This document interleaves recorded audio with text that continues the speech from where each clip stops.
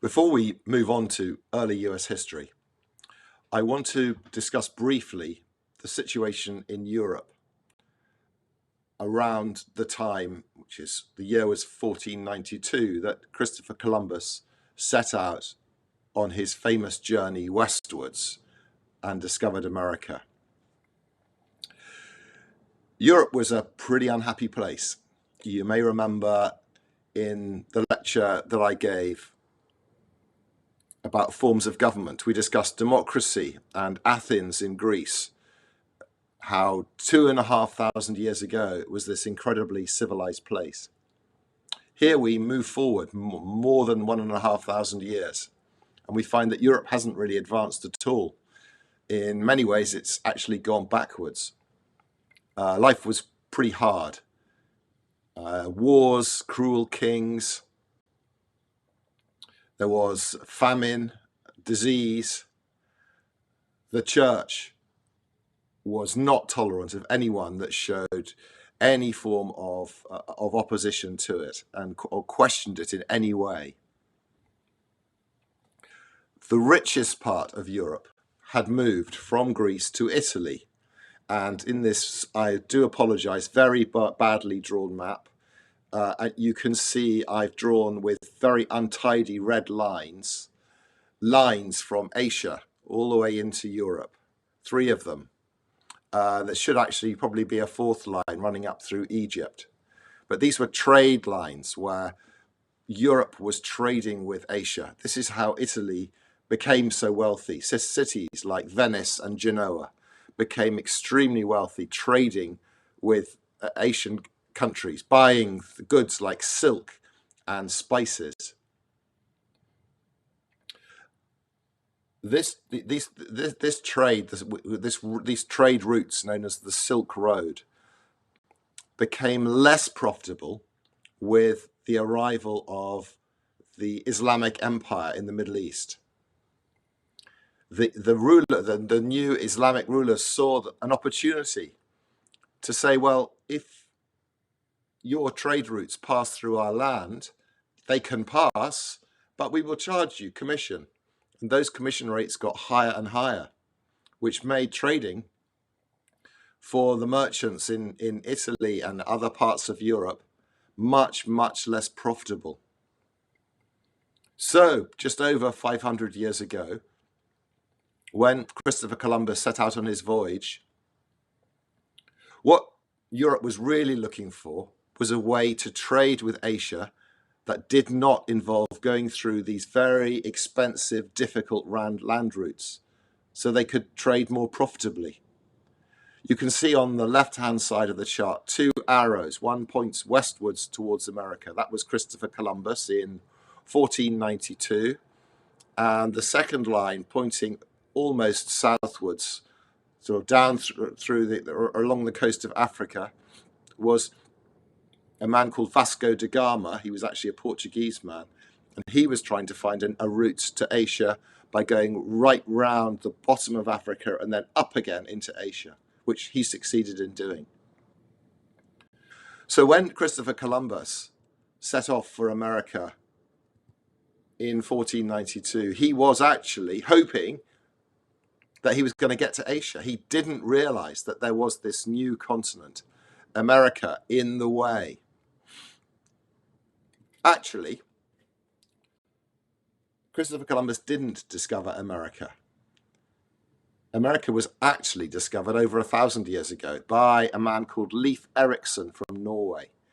He found an island off the east coast of Canada called Newfoundland. Newfoundland is a very cold, stormy, inhospitable island. So it's no surprise that when he tried to form a settlement there, he found life too tough and it was abandoned. And then seemingly everyone forgot about Leif Erikson and his discovery. So when Christopher Columbus discovered America 500 years later, he got all the kudos. So as I've mentioned before, he tries to sail to Asia by sailing west because of the importance to Europe of trade with Asia, and they wanted to find a better way. When he got to America, He never realized America was there. Actually, he thought that he had arrived in Asia. When he arrived in the Bahamas, they thought it was the India or the Indies, and that's why the indigenous people were called Indians. He was wrong. It actually took Europe uh, about 10 years to realize actually he had not found Asia at all. This was America. Christopher Columbus returned 3 more times to Central and South America. Other explorers also set off to different parts of America from all countries, from the UK, from France, from many more from Spain and Portugal. The UK were not particularly interested in America, though. It might be a surprise to you because the language of America is English, that they were so slow off the mark to actually start settling in America. But America wasn't so much about settlement to begin with. As the Spanish explorers started exploring more and more of America, their disappointment over the fact it was Asia changed to excitement when they found gold, particularly in South America. Huge amounts of gold. And as a result, Spain became extremely wealthy as a country, became wealthier than Italy, that previous to that had been the most wealthy country in Europe. The English, rather than exploring, preferred to make their money as pirates. They would attack Spanish galleons when they returned from South America. And you can see a Spanish galleon here.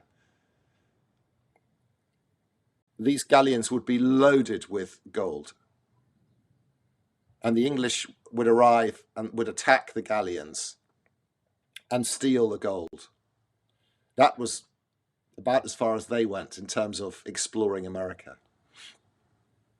The settlers, the first settlers from England, didn't actually arrive in America until about almost 100 years after Christopher Columbus discovered America. In 1585, and remember, the lovely thing about GED is you don't have to remember dates. You just have to understand what's going on. Some English came and they built a settlement, and you can see a blue star there on a place called Roanoke Island in North Carolina. But they found life pretty tough and disappeared. Probably many died and some went back to the UK. Then 20 years later, more English came, and they built a town called Jamestown in Virginia, which was more successful. There was a man behind the English going to America, and again, he was interested in trade, called Sir Walter Raleigh. And he was a well-known British aristocrat, very close to the Queen Elizabeth. And he wanted to make money in tobacco, and thought that America would be a good place to do that. Tobacco and smoking was becoming very fashionable in England at that time. And when he sent these people to Roanoke Island and later more successfully to Jamestown, it was to grow tobacco, which he later became very wealthy trading into the UK. And here you can see his castle. The people of Jamestown who arrived around 1610, these are the sorts of places that they might have lived in.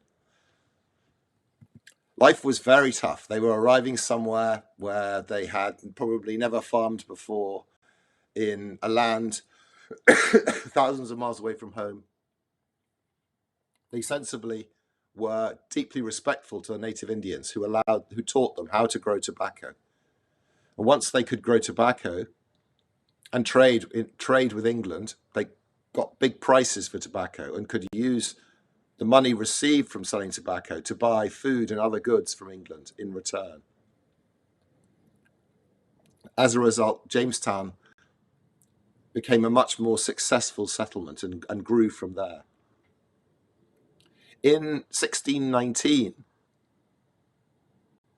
the colony started its own legislature called the House of Burgesses. The House of Burgesses is very important in GED. You're very likely to get asked questions about it. So this was an elected chamber, an elected house. All the members were members of the Church of England. They were Anglicans. Interestingly, in the same year, 1619, was when the first black slaves arrived in Virginia. Small in number at the beginning, but an important first step. This House of Burgesses had some very important members. George Washington, Patrick Henry, and Thomas Jefferson are all people that you're going to hear much more of as we go through GED. More settlers came to America. The next set of settlers that came to America were called the Pilgrims.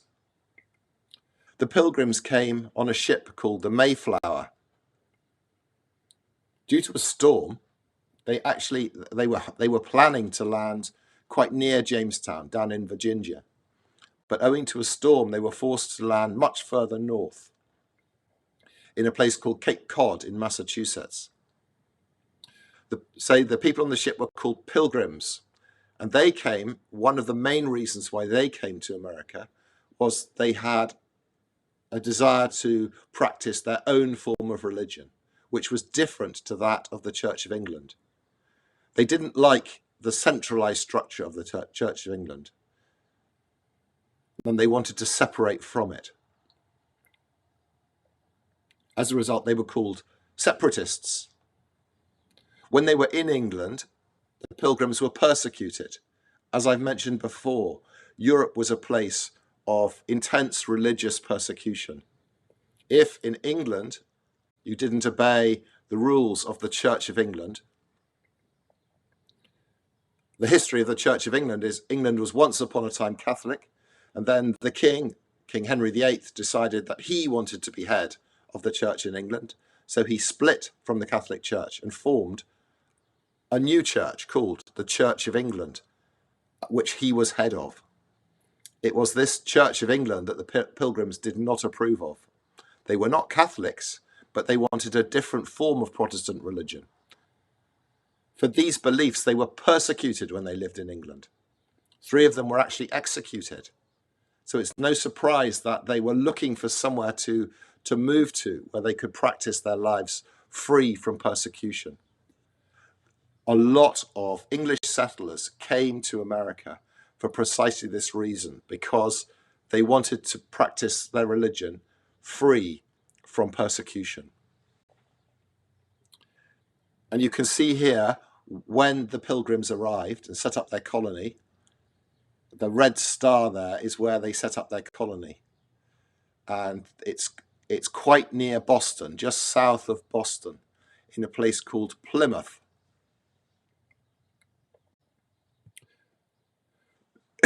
You can see it in 1620 when they arrived, and you can see it today. It's a very expensive, upmarket tourist place for people that want to go to the beach, but it wasn't like that in 1620. The Mayflower, and when they were on the Mayflower, there was quite a lot of disagreement. You can imagine a number of people all stuck on a ship together. It's not long before they start arguing, and there wasn't arguments on the ship about how the community would work once they arrived. To stop the arguments, it was agreed that they would sit down and agree how the colony was going to be run. And this agreement, which the 41 males on the Mayflower all signed, was called the Mayflower Compact.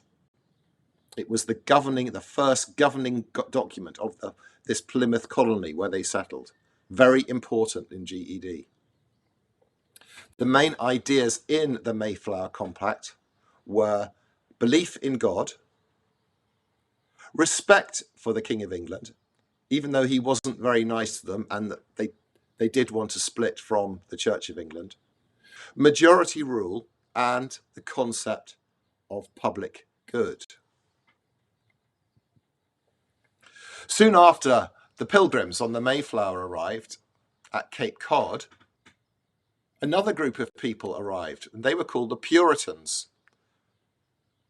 And they settled not that far north of the Pilgrims. So they were near Boston as well, but they actually settled north of Boston, not south of Boston. They weren't far away from the Pilgrims, but 400 years ago, transportation was poor. It was they were very separate colonies.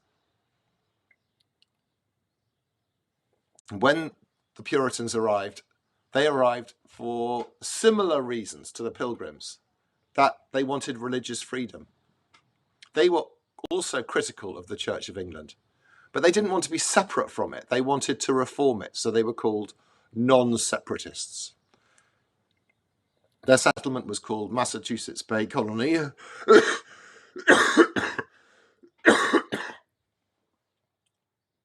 This colony was very successful. Lots of people came.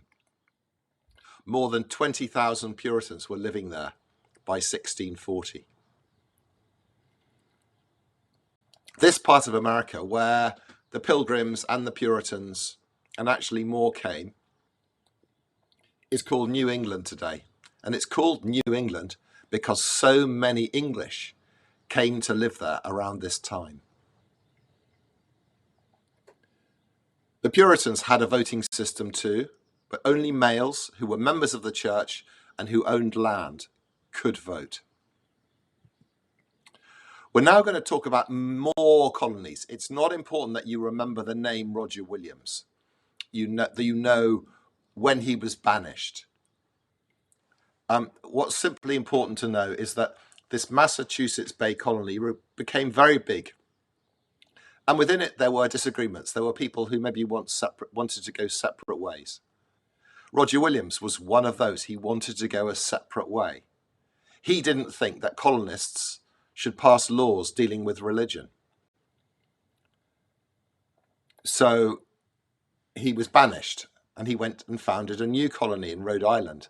And in this colony, the people of this colony, led by Roger Williams, formed a colony where the government and religion were kept separate, so people were allowed to worship however they chose.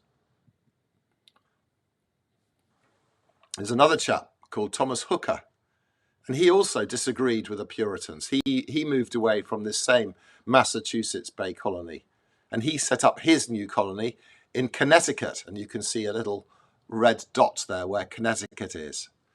Again, it's all around New England, this whole area of America, New Hampshire, Massachusetts, Connecticut, Rhode Island, is all becoming populated by these English colonies. And Thomas Hooker wanted to set up a new colony in Connecticut because he wanted to have a colony where you didn't have to be a member of the church to be allowed to vote. More colonies were set up. Another one was set up in New Hampshire. And this is part of New England as well, not that far away from the, Massachusetts Bay. And then finally, in this particular lecture, I wanted to highlight Maryland. Maryland is another colony that was set up in 1632, so a little bit later. And in this colony was for Catholics. The Catholics were persecuted in England because following King Henry VIII and the beginning of the Church of England, England wanted everyone to be a member of the Church of England, so Catholics were persecuted. King Charles I, a later king, granted land to a Catholic, Cecilius Culvert, so that he could go and have religious freedom to be a Catholic in America. And you can see here Maryland in the middle, south of the New England colonies and north of Jamestown. What this is highlighting is in New England, a lot of English people, around Maryland, Virginia, a lot of English people. In between, which was New Jersey, New York, not so many English people. This could become important later on. So when considering this period in history, think about the fact that it took a little while for people to come and settle in America after it was discovered. But when people did, they came from quite a number of different European countries to settle. The very first settlers were quite nice to the indigenous people, the Indians. But as people became more confident in their way of life, they actually didn't treat the Native American Indians very well at all. The colonies tended to be male-dominated. And many settlers came because of religious persecution in their home countries. Now what I'm going to do is I'm going to have a look at a question, and we'll go through it and let's see how this goes. Again, when you look at the question, notice that the answers to the question can all be found inside the reading. The question is a reading, and then after the reading, 2 questions. The answers to both questions can be found inside the reading.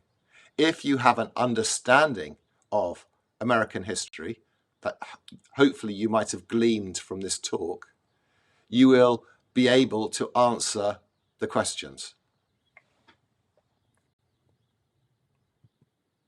So here we have, I'll run through it, I'll read through it slowly. I'm afraid it's a long reading over 2 pages. The English colony in Virginia, example question. The English, let's have a look at the questions first before we do the reading, and then we can go back to the questions afterwards so you can see you're going to be asked. The first question, which of the following contributed to the successful establishment of the colony at Jamestown? You will remember Jamestown, we talked about. It was the first of the English colonies that was successful. There was one called Roanoke Island before that wasn't successful. And then there was the island, then there was the colony at Jamestown that was successful.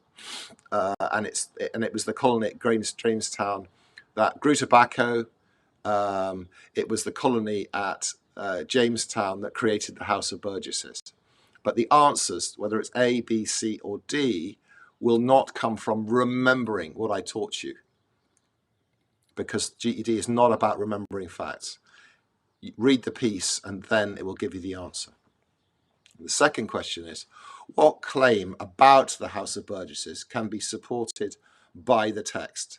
So if you read this and you think, oh, that is true, if you can't see it in the text that says it's true, that's supported by text, it's not going to be the right answer.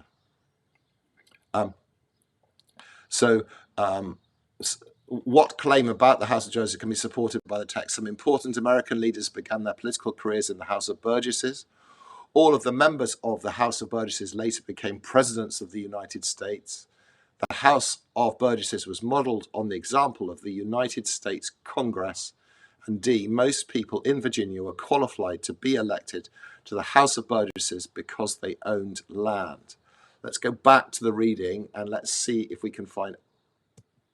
Let's read through it first, and then let's go and see if we can find answers to these questions. I'm going to read through this slowly to help you. The English also wanted to establish colonies in North America. In 1585, a group of English colonists made a settlement on Roanoke Island, off the coast of what is now North Carolina. However, the colonists later disappeared without a trace. Approximately 20 years later, a group of English merchants were granted permission from the King of England to start a new settlement in North America. About 100 people sailed to the area, now known as Virginia, where they established a town called Jamestown. This was the first permanent English colony in what is now the United States. Since the majority of these colonists did not know how to farm, most of them soon died. Soon, one of the survivors, John Rolfe, learnt from the Native Americans in the area that tobacco was a successful local crop. Knowing that tobacco was popular in England but grew poorly there, the people of Jamestown began growing and selling this crop, for which people in England were willing to pay a high price. This income allowed the settlers to purchase the food and supplies from their home country, and thus the colony was able to survive.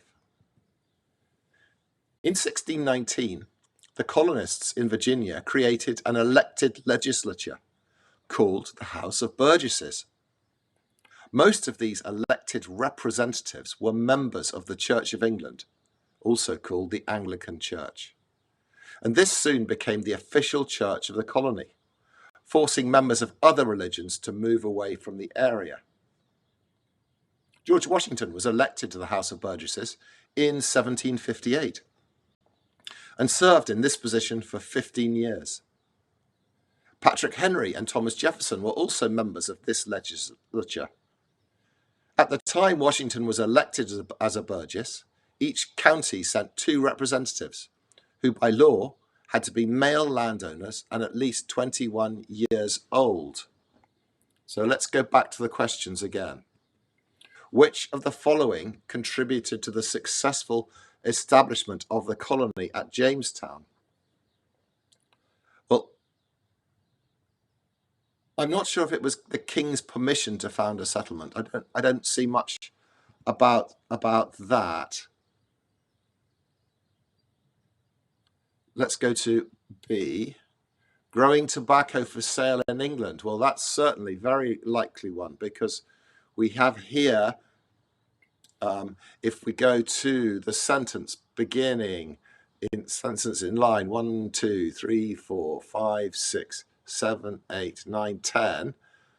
Line 10, soon one of the survivors, John Ralph, learned from the Native Americans in the area that tobacco was a successful local crop.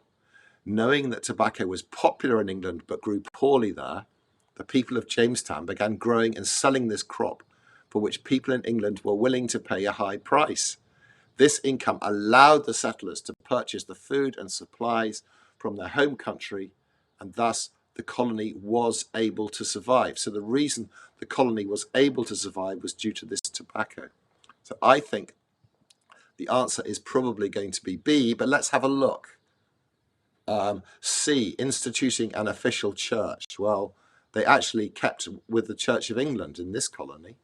So I don't think it's C. And D, yes, they created the House of Burgesses, but I think that came after the colony was successfully established. Once they had a colony successfully established, they had the trading with England. That was when they created the House of Burgesses. So I think the answer to question 1 is B. Let's move on to question 2. What claim about the House of Burgesses can be supported by the text? Well, A, some important American leaders began their political careers in the House of Burgesses. Well, I think that makes sense. Let's go back and show you why I think that's certainly a possible correct answer. Here you can see in the last paragraph, George Washington was elected to the House of Burgesses in 1758 and served in this position for 15 years. Patrick Henry and Thomas Jefferson were also members of this legislature. You may not know this because this is the first history lecture, but as we go through American history, these names, George Washington, Patrick Henry, and Thomas Jefferson, will come up, and you will realize that actually that they were important American leaders. So that's why I think the answer is A. But let's go through the other questions. Well, there's nothing in the text that says that all of members of the House later became presidents of the United States. C, the House of Burgesses was modeled on the example of the United States Congress. I haven't seen that anywhere in the piece.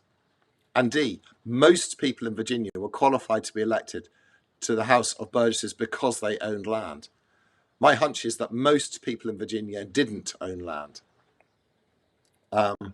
So I'm going to say that the answer to that question is A.